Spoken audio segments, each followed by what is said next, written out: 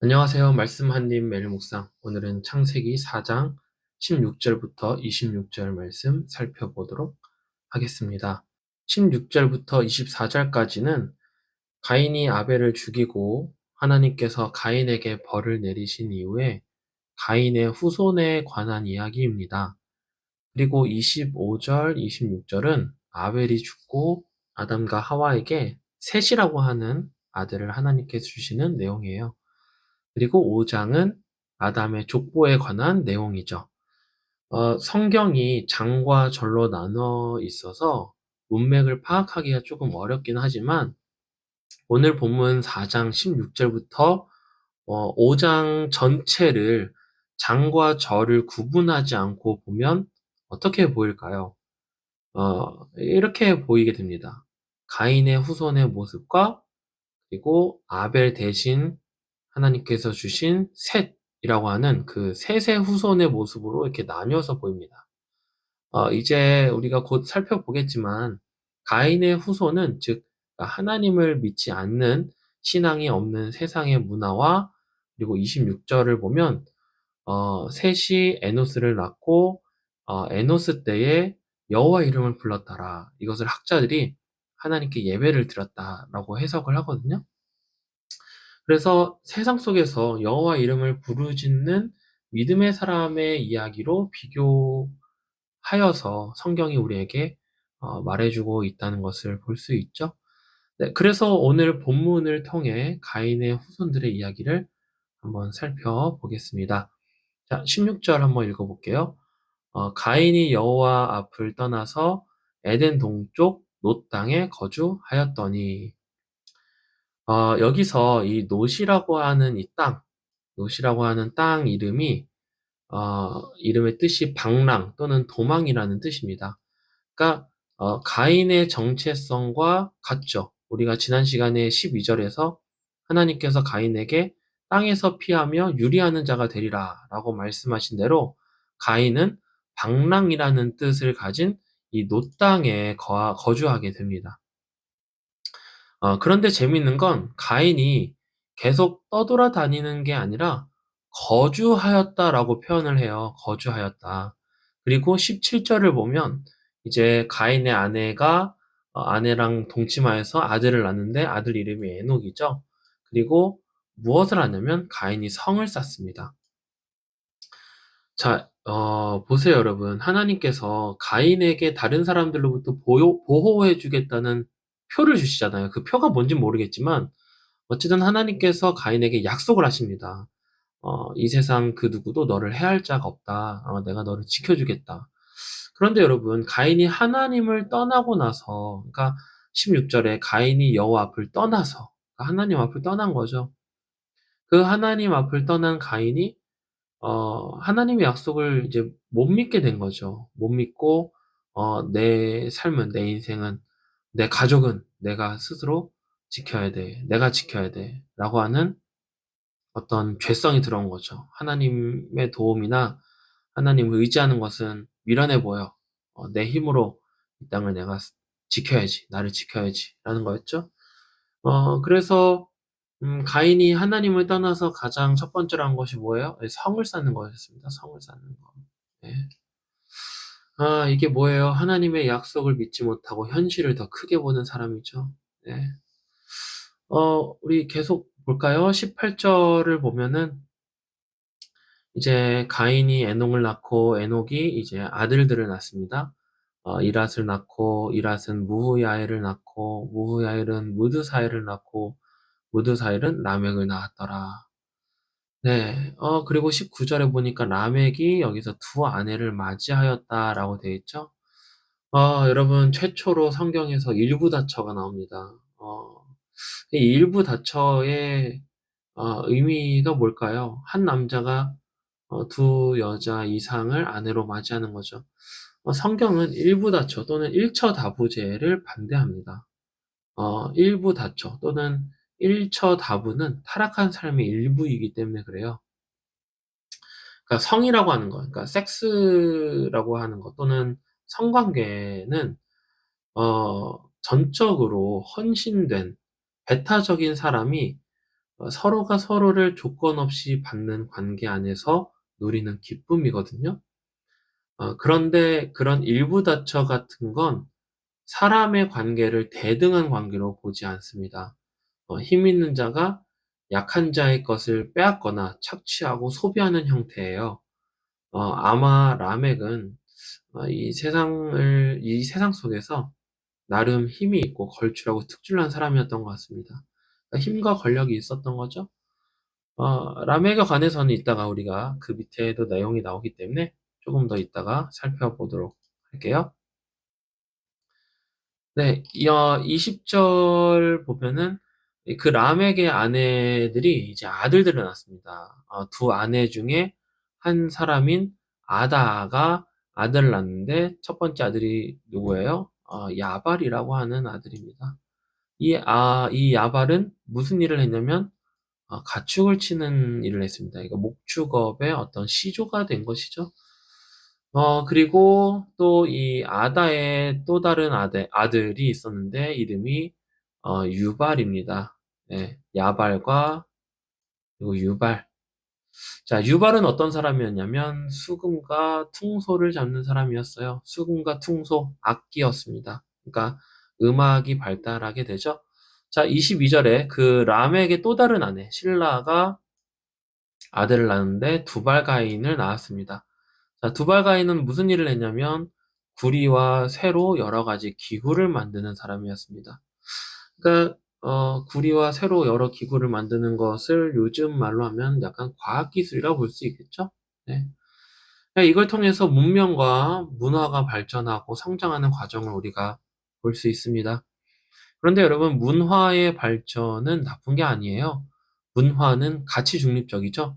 그 문화 가운데 사람의 타락을 통해 나오는 이기심과 자기중심성이 문화를 오염시키는 것입니다.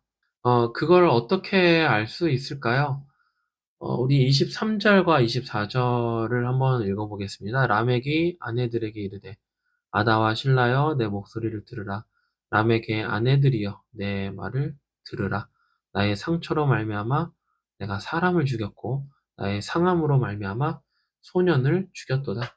가인을 위하여는 벌이 7배일진데 라멕을 위하여는 벌이 77배이로다 하였더라. 자, 라멕이 아내들에게 말합니다. 누가 나에게 상처를 입혔는데 내가 그 사람을 죽였다. 이렇게 얘기해요.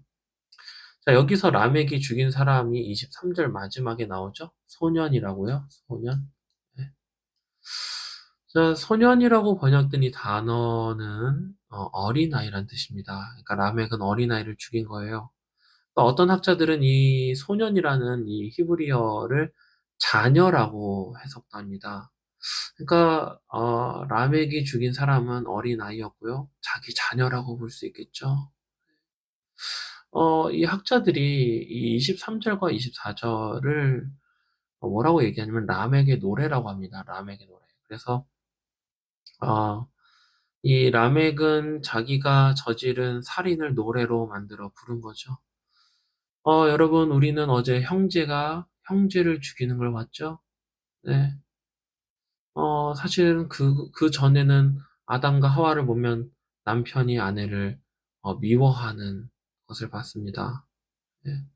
근데 이번에는 아버지가 아들을 죽이는 사건을 봐요. 여러분, 하나님께서 우리에게 다스리라고 주신 힘, 사랑하라고 주신 성은요, 상대방을 섬기라고 주신 거예요. 그런데 타락한 인간과 그리고 그 타락한 인간의 문화는 그런 힘과 성을 자기를 위해서 쓰라고 하죠. 남을 위해서 쓰지 말라고 하고요. 네. 상대방을 이용하고 짓누르는 방식으로 사용하라고 얘기합니다.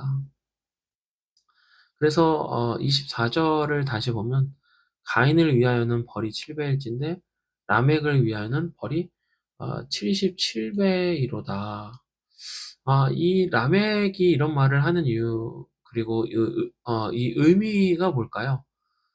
이건 어떻게 보면 라멕이 자기의 조상인 가인의 이야기를 알고 있다고 볼 수 있죠. 가인을 위하여는 벌이 7배일진데 이게 뭐예요? 우리 창세기 4장 초반부에 있었던 하나님께서 가인에게 저주를 내리신 그 내용이죠. 그러니까 라멕은 훨씬 이전에 자기의 조상인 가인이 어떤 짓을 했고 어떤 결과를 맞이했는지를 아는 거죠. 예. 그러니까 라멕은 하나님의 이름을 빌어서 이렇게 말하는 거예요. 가인을 해하려고 했던 자에게 하나님이 7배의 벌을 주신다 했는데, 나를 해하려 하는 자는 하나님이 77배의 벌을 주실 거다라고 이렇게 얘기하는 거죠. 그래서 이 구약 성경학자인 폰 라트라고 하는 사람이 이 부분을 이렇게 해석합니다. 맨 처음에는 타락이, 그 다음에는 형제들 간의 사륙이, 이제는 하나님을 이용한 복수에 대한 안갚음이 인간에 의하여 주어졌다. 예. 그러니까 라멕은 자신의 모든 것을 정당화할 뿐만 아니라 하나님도 자기를 도울 거라고 하는 이런 어마어마한 교만에 빠져 있죠. 이것을 통해서 우리는 하나님을 떠난 인간의 문화가 얼마나 잔인하고 무절제한 보복으로 끝났는지 알 수 있습니다. 자, 우리 마지막 부분 25절, 26절입니다. 그렇게 가인의 후손과 그런 타락한 세상의 문화는 정말 비극이고 고통이고 어떤 약육강식의 모습을 보여주죠. 자, 마지막에 이 아담과 하와가 동침했는데 아들을 낳습니다. 그 아들의 이름을 셋이라고 짓죠. 셋이라고. 네. 자, 이 부분에는 소망이 있습니다. 그러니까 아까 16절에는 가인이 여호와 앞을 떠났다라고 그랬죠. 그런데 이제 셋과 그의 아들 에노스, 네. 이들이 이때에 무엇을 하냐면 여호와의 이름을 부르는 것. 네. 그러니까 이 단락은 가인의 후손과 대조되는 것을 보여주죠. 네, 세속 문화는 발전하고 강하고 또 우리가 보기에는 이것이 영원할 것처럼 보여요. 하지만 결국에 그런 세속적인 타락한 문화와 그런 나라들은, 그리고 그런 사람들은 결국 무너져 내릴 것이고, 반면에 타락한 세상 속에서 하나님께서 택하신 백성들, 신자들의 신앙은 절대로 무너지지 않고 영원토록 이어질 것이다 라고 하는 어떤 희망적인 메시지를 우리에게 보여주고 있습니다. 이 메시지는 5장에서도 계속 이어져요. 네, 다음에 우리 5장 볼 때 이어서 한번 보겠습니다. 자, 우리 말씀 적용하고 기도할게요. 자, 첫 번째, 적용은 하나밖에 없습니다. 타락한 세상 속에서 힘을 잃지 않고 살아가는 거예요. 라멕이 살던 시대의 타락의 힘은 여전히 21세기에도 있습니다. 우리가 살아가는 이 시대에도요, 라멕이 살던 시대의 모습과 동일하게 있어요. 네. 여러분들이 회사를 가든 학교를 가든 사람들과 관계 속에서 이런 타락의 힘은 계속 지속되고 있습니다. 그리고 우리를 고통스럽게 만들고 타인을 아프게 만들죠. 경쟁과 경쟁에서 도태되는 사람들을 내버려 두거나 루저로 보는 시선들, 남자와 여자의 갈등과 또 자기 욕구를 위해서 어떤 성을, 그러니까 남자든 여자든 자기의 성을 소비하기도 하고 타인의 성을 소비하고 착취하는 태도들이 여전히 있죠. 네. 그리고 우리는 그렇게 살아가고 싶어 해요. 그리고 거기에 우리의 모든 안락과 또 즐거움과 안정이 있다고 우리는 그 거짓된 세상의 타락의 문화 속에서 속아서 살아갑니다. 그래서 우리는 계속 끊임없이 권력과 힘을 갈구하죠. 네. 자, 이에 대해 존 스토트 목사님이 이런 이야기를 하세요. 그분이 쓴 산상설교라는 책에서 이런 이야기를 합니다. 예수님을 따르는 사람들은 달라야 한다. 명목상의 교회와도 세속적인 세상과도 달라야 하며 종교적인 사람들과도 비종교적인 사람들과도 달라야 한다. 여기에는 기독교적 가치체계, 윤리적 기준, 종교적 헌신, 돈과 야망과 생활 방식과 관계망에 대한 태도가 담겨 있다. 그 모든 것은 비기독교 세계의 것들과는 완전히 상충된다. 그리고 이 기독교적 대학 문화는 바로 하나님 나라의 삶이며 실로 충만한 인간적 삶이지만 하나님의 통치 아래 사는 삶이다. 그렇죠. 그러니까 권력과 힘과 성을 사용하는 사용하고 그것을 이용하기 위해서 살아가는 게 아니라 우리는 그것들을 섬기기 위해 사람들을 섬기고 사랑하기 위해서 사용해야 하죠. 예. 이게 타락한 세상에서 살아가는 우리에게 정말 실현이 가능한 일일까라는 생각이 들 거예요. 네, 맞습니다. 그런 괴리감이 있죠. 이것이 정말 실현 가능한 일이 되기 위해서 우리가 끊임없이 우리는 복음을 묵상해야 합니다. 네. 자, 우리 아까 라멕이 가인을 위해서 벌이 7배일진데 자기를 위해서는 77배라고 얘기하죠. 이 부분을 예수님이 언급하시는 부분이 있어요. 마태복음 18장 21절, 22절입니다. 그때에 베드로가 나와 이르되 주여 형제가 내게 죄를 범하면 몇 번이나 용서하여 주리이까 7번까지 하오리이까. 예수님이 말씀하시죠. 예수께서 이르시되 내가 내게 이르노니 7번뿐 아니라 7번을 70번까지라도 할지니라. 자, 이거에 대한 학자들이 두 가지를 얘기해요. 하나는 70 곱하기 7 해서 490번 용서하라는 거냐, 아니면 그냥 일곱 번을 70번까지 해서 77번으로 번역하느냐. 두 개의 숫자의 차이는 그렇게 의미가 있지 않아요. 어떤 게 맞는 숫자냐, 그게 중요한 게 아니라 무엇을 얘기하는 거냐면 용서에는 제한이 없다라는 것을 예수님이 말씀하시는 거죠. 네. 당시에 율법학자들은 세 번까지는 용서를 해줘야 한다라고 얘기를 했습니다. 네 번째부터는 용서하지 말고 상대방이 저지른 죄를 보복하거나 처벌하라고 가르쳤어요. 왜 그렇게 가르쳤냐면 이게 아모스에 있는 말씀을 구절로 근거 삼아서 가르친 것인데 사실 말씀을 오해해서 생긴 일입니다. 네. 자, 그런데 예수님은 뭐라고 말씀하세요? 네, 7번을 70번까지라도 용서를 해라. 네, 이렇게 말씀하세요. 자, 우리가 이것을 타락한 문화 속에서 어떻게 받아들이며 살 수 있을까요? 자, 아까도 얘기했지만 우리는 복음을 생각해야 합니다. 복음은 뭐예요? 우리의 무한한 죄를 그분은 용서하셨다는 것, 영원히 용서하셨다는 것을요. 이 77번이라고 하는 말은 단순히 77번만을 가리키는 게 아닙니다. 완전하고 무한한 사랑이 기반이 되어 지속된 용서를 가리키는 거예요. 이러한 용서를 그리스도께서 우리를 위해 주셨습니다. 여러분 생각해 보세요. 우리는 계속해서 죄를 저지르죠. 아마 여러분은 오늘도 우리는 오늘도 죄를 저지를 것입니다. 예. 여러분, 우리가 하나님께 죄 짓는 것을 우리가 이웃에게 하잖아요. 또는 이웃이 그런 우리의 실체를 알게 되잖아요. 그럼 그 이웃은 우리를 손절해 버릴 거예요. 그렇죠? 어, 여러분들의 이웃이 여러분들이 하나님께 죄 짓는 것처럼 여러분들에게 그렇게 대한다고 해보세요. 여러분들은 그 사람을 손절해 버릴 겁니다. 그렇지만 하나님은 우리 모두를 용서하시죠. 하나님은 저와 여러분들을 계속해서 무한히 용서하셨습니다.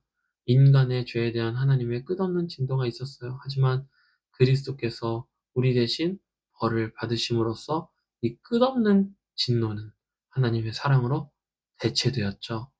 네, 그렇기 때문에 우리는 그 은혜 안에서 이 세상의 문화를 따르지 않습니다. 네, 용서하면서 섬기면서도 너그럽고 넉넉한 삶을 살 수 있게 됩니다. 네, 왜냐하면 우리가 이미 용서를 받았기 때문이에요.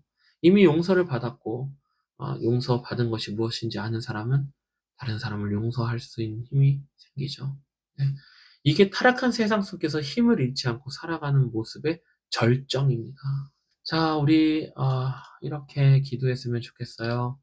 세상 속에서 유익과 안락을 누리기도 하지만 동시에 거기에는 죄가 있음을 깨닫게 해달라고요. 선과 악을 구별할 수 있는 지혜를 주시고 타락한 세상 문화 속에 악한 것이 있다면 과감하게 거절하고 대항하며 저항할 수 있도록 도와달라고요. 그리고 하나님 당신을 따라 거룩한 삶을 살 수 있도록 은혜를 달라고 기도합시다. 그리고 두 번째로 1만 달란트 같은 끔찍한 죄의 빛을 십자가의 은혜로 아무런 조건 없이 우리를 탕감해 주셨어요. 우리의 죄를 탕감해 주셨죠. 그것을 기억하게 해 달라고 기도합시다. 그리고 주님께 끝없는 용서와 사랑을 받은 자임에도 정작 나에게 작은 상처와 실수를 입힌 이웃을 향해 계산기를 두드리며 또 마음의 문을 닫고 냉소적이고 냉담한 태도를 가졌던 우리의 연약함을 회개하고 고백합시다. 용서의 횟수를 세지 않게 하시고 주님이 저를 아무 조건 없이 안아주셨던 그 큰 사랑을 제 마음에 채워주셔서 다른 사람도 용서할 수 있는 마음이 넉넉한 사람으로 살아가게 해달라고 우리 같이 기도합시다.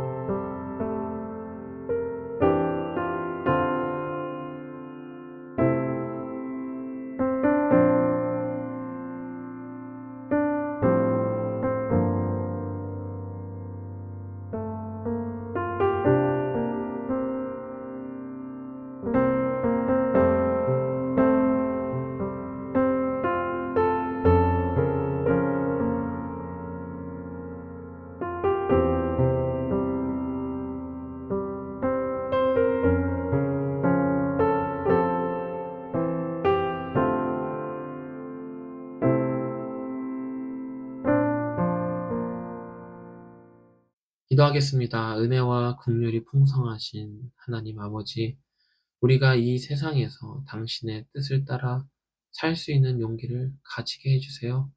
세상의 문화는 냉담하라고 말하고, 사람들은 사람을 이용하라고 말하고, 또 하나님의 뜻대로 살아가는 것은 바보라고 말합니다.